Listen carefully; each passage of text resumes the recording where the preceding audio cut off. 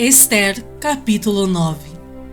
No dia 13 do 10º mês, que é o mês de Adar, quando chegou a palavra do rei e a sua ordem para se executar, no dia em que os inimigos dos judeus contavam assenhorar-se deles, sucedeu o contrário. Assenhorearam dos que os odiavam, porque os judeus, nas suas cidades, em todas as províncias do rei Assuero, se ajuntaram para dar cabo daqueles que lhes procuravam o mal, e ninguém podia resistir-lhes, porque o terror que inspiravam caiu sobre todos aqueles povos.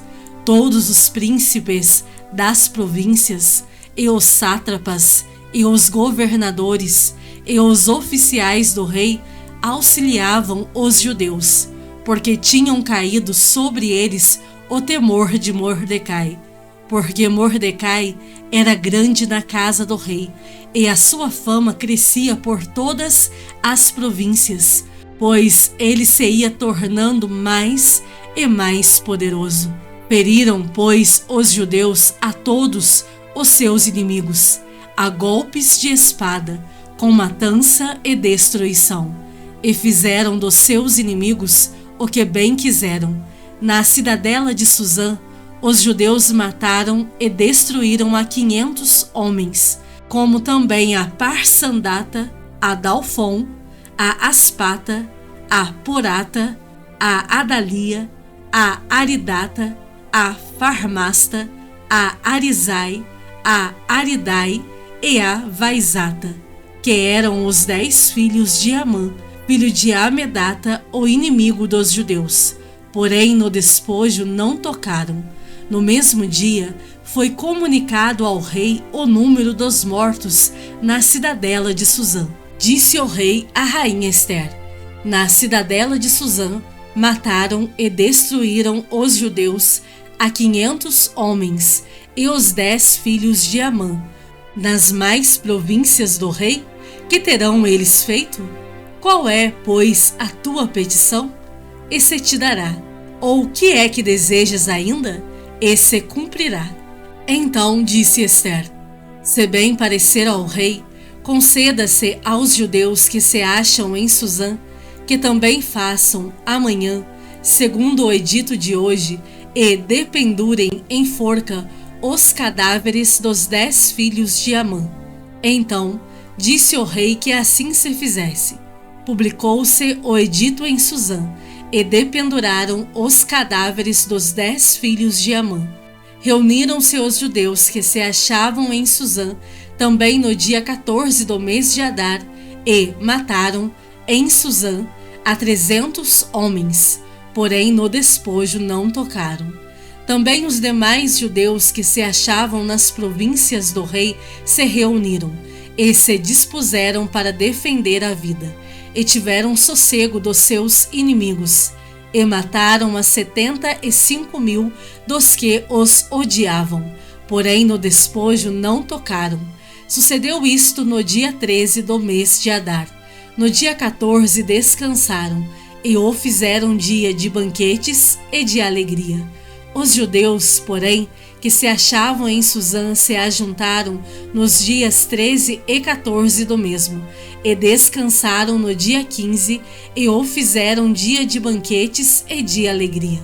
Também os judeus das vilas que habitavam nas aldeias abertas fizeram do dia 14 do mês de Adar dia de alegria e de banquetes, e dia de festa e de mandarem porções dos banquetes uns aos outros. Mordecai escreveu estas coisas e enviou cartas a todos os judeus que se achavam em todas as províncias do rei Assuero, aos de perto e aos de longe, ordenando-lhes que comemorassem o dia 14 do mês de Adar e o dia 15 do mesmo, todos os anos, como os dias em que os judeus tiveram sossego dos seus inimigos, e o mês que se lhes mudou de tristeza em alegria, e de luto em dia de festa, para que os fizessem dias de banquetes e de alegria, e de mandarem porções dos banquetes uns aos outros, e dádivas aos pobres. Assim, os judeus aceitaram como costume o que, naquele tempo, haviam feito pela primeira vez, segundo Mordecai lhes prescrevera, porque Amã, filho de Amedata, ou Agagita, inimigo de todos os judeus, tinha intentado destruir os judeus, e tinha lançado isto é, sortes, para os assolar e destruir. Mas, tendo Ester ido perante o rei, ordenou ele por cartas que o seu mau intento, que assentara contra os judeus, recaísse contra a própria cabeça dele, pelo que enforcaram a ele e a seus filhos. Por isso, aqueles dias chamam Purim, do nome Pur. Daí, por causa de todas as palavras daquela carta, e do que testemunharam, e do que lhes havia sucedido, determinaram os judeus e tomaram sobre si, sobre a sua descendência e sobre todos os que se chegassem a eles, que não se deixaria de comemorar estes 2 dias, segundo o que se escrevera deles e segundo o seu tempo marcado, todos os anos, e que estes dias seriam lembrados e comemorados geração após geração, por todas as famílias, em todas as províncias e em todas as cidades, e que estes dias de Purim jamais caducariam entre os judeus, e que a memória deles jamais se extinguiria entre os seus descendentes. Então, a rainha Ester, filha de Abiail, e o judeu Mordecai escreveram com toda a autoridade, segunda vez, para confirmar a carta de Purim. Expediram cartas a todos os judeus, às 127 províncias do reino de Assuero, com palavras amigáveis e sinceras, para confirmar estes dias de Purim nos seus tempos determinados, como o judeu Mordecai e a rainha Ester lhes tinham estabelecido, e como eles mesmos já o tinham estabelecido sobre si e sobre a sua descendência, acerca do jejum e do seu lamento. E o mandado de Ester estabeleceu estas particularidades de Purim, e se escreveu no livro. Ester, capítulo 10. Depois disto, o rei Assuero impôs tributos sobre a terra e sobre as terras do mar, quanto aos mais atos do seu poder e do seu valor, e ao relatório completo da grandeza de Mordecai, a quem o rei exaltou. Porventura, não estão escritos no livro da história dos reis da Média e da Pérsia? Pois o judeu Mordecai foi o segundo depois do rei Assuero, e grande para com os judeus, e estimado pela multidão de seus irmãos, tendo procurado o bem-estar do seu povo e trabalhado pela prosperidade de todo o povo da sua raça. Salmos, de número 42. Como suspira a corça pelas correntes das águas, assim por ti, ó Deus, suspira a minha alma. A minha alma tem sede de Deus, do Deus vivo. Quando irei e me verei perante a face de Deus? As minhas lágrimas têm sido o meu alimento dia e noite, enquanto me dizem continuamente: o teu Deus, onde está? Lembro-me destas coisas, e dentro de mim se me derrama a alma, de como passava eu com a multidão de povo e os guiava em procissão à casa de Deus, entre gritos de alegria e louvor, multidão em festa. Por que estás abatida, ó minha alma? Por que te perturbas dentro de mim? Espera em Deus, pois ainda o louvarei, a Ele, meu auxílio e Deus meu. Sinto abatida dentro de mim a minha alma. Lembro-me, portanto, de ti nas terras do Jordão, e no monte Hermon, e no outeiro de Mizar. Um abismo chama outro abismo ao fragor das tuas catadupas. Todas as tuas ondas e vagas passaram sobre mim. Contudo, o Senhor, durante o dia, me concede a sua misericórdia, e à noite comigo está o seu cântico, uma oração ao Deus da minha vida. Digo a Deus, minha rocha, por que te olvidaste de mim? Porque hei de andar eu lamentando sob a opressão dos meus inimigos? Esmigalham-se meus ossos quando os meus adversários me insultam, dizendo: o teu Deus onde está? Por que estás abatida, ó minha alma? Por que te perturbas dentro de mim?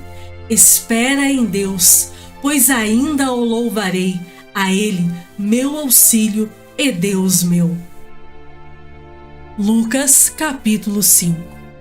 Aconteceu que, ao apertá-lo a multidão para ouvir a palavra de Deus, estava ele junto ao lago de Genezaré e viu 2 barcos junto à praia do lago. Mas os pescadores, havendo desembarcado, lavavam as redes. Entrando em um dos barcos, que era o de Simão, pediu-lhe que o afastasse um pouco da praia, e, assentando-se, ensinava do barco as multidões. Quando acabou de falar, disse a Simão: Faze-te ao largo e lançai as vossas redes para pescar. Respondeu-lhe Simão: Mestre, havendo trabalhado toda a noite, nada apanhamos, mas, sob a tua palavra, lançarei as redes. Isto fazendo, apanharam grande quantidade de peixes e rompiam-se-lhes as redes. Então, fizeram sinais aos companheiros do outro barco, para que fossem ajudá-los, e foram e encheram ambos os barcos, a ponto de quase irem a pique. Vendo isto, Simão Pedro prostrou-se aos pés de Jesus, dizendo: Senhor, retira-te de mim, porque sou pecador. Pois, à vista da pesca que fizeram, a admiração se apoderou dele e de todos os seus companheiros, bem como de Tiago e João, filhos de Zebedeu, que eram seus sócios. Disse Jesus a Simão: Não temas, doravante serás pescador de homens. E, arrastando eles os barcos sobre a praia, deixando tudo, o seguiram. Aconteceu que, estando ele numa das cidades, veio à sua presença um homem coberto de lepra. Ao ver a Jesus, prostrando-se com o rosto em terra, suplicou-lhe: Senhor, se quiseres, podes purificar-me. E ele, estendendo a mão, tocou-lhe dizendo: Quero, fica limpo. E no mesmo instante lhe desapareceu a lepra. Ordenou-lhe Jesus que a ninguém o dissesse, mas vai, disse, mostra-te ao sacerdote e oferece, pela tua purificação, o sacrifício que Moisés determinou, para servir de testemunho ao povo. Porém, o que se dizia a seu respeito cada vez mais se divulgava, e grandes multidões afluíam para o ouvirem e serem curadas de suas enfermidades. Ele, porém, se retirava para lugares solitários e orava. Ora, aconteceu que, num daqueles dias, estava ele ensinando e achavam-se ali assentados fariseus e mestres da lei, vindos de todas as aldeias da Galileia, da Judeia e de Jerusalém, e o poder do Senhor estava com ele para curar. Vieram então uns homens trazendo em leito um paralítico, e procuravam introduzi-lo e pô-lo diante de Jesus. E, não achando por onde introduzi-lo por causa da multidão, subindo ao eirado, o desceram no leito, por entre os ladrilhos, para o meio, diante de Jesus. Vendo-lhes a fé, Jesus disse ao paralítico: Homem, estão perdoados os teus pecados. E os escribas e fariseus arrazoavam, dizendo: Quem é este que diz blasfêmias? Quem pode perdoar pecados, senão Deus? Jesus, porém, conhecendo-lhes os pensamentos, disse-lhes: Que arrazoais em vosso coração? Qual é mais fácil dizer: Estão perdoados os teus pecados, ou levanta-te e anda? Mas, para que saibais que o Filho do Homem tem sobre a terra autoridade para perdoar pecados, disse ao paralítico: Eu te ordeno, levanta-te, toma o teu leito e vai para casa. Imediatamente se levantou diante deles e, tomando o leito em que permanecera deitado, voltou para casa, glorificando a Deus. Todos ficaram atônitos, davam glória a Deus e, possuídos de temor, diziam: Hoje vimos prodígios. Passadas estas coisas, saindo, viu um publicano chamado Levi, assentado na coletoria, e disse-lhe: Segue-me. Ele se levantou e, deixando tudo, o seguiu. Então lhe ofereceu Levi um grande banquete em sua casa, e numerosos publicanos e outros estavam com eles à mesa. Os fariseus e seus escribas murmuravam contra os discípulos de Jesus, perguntando: Por que comeis e bebeis com os publicanos e pecadores? Respondeu-lhes Jesus: Os sãos não precisam de médico, e sim os doentes.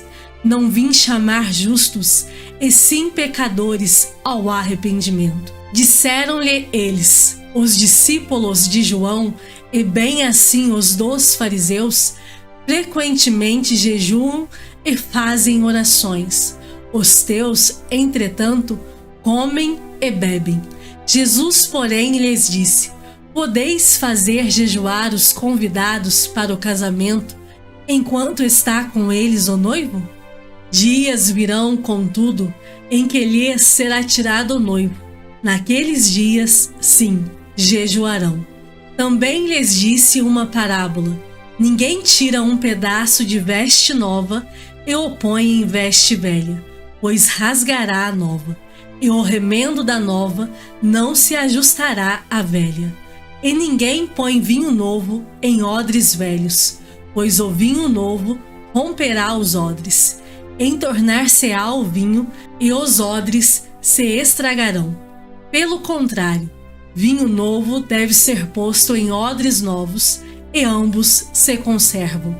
E ninguém, tendo bebido o vinho velho, prefere o novo, porque diz: o velho é excelente.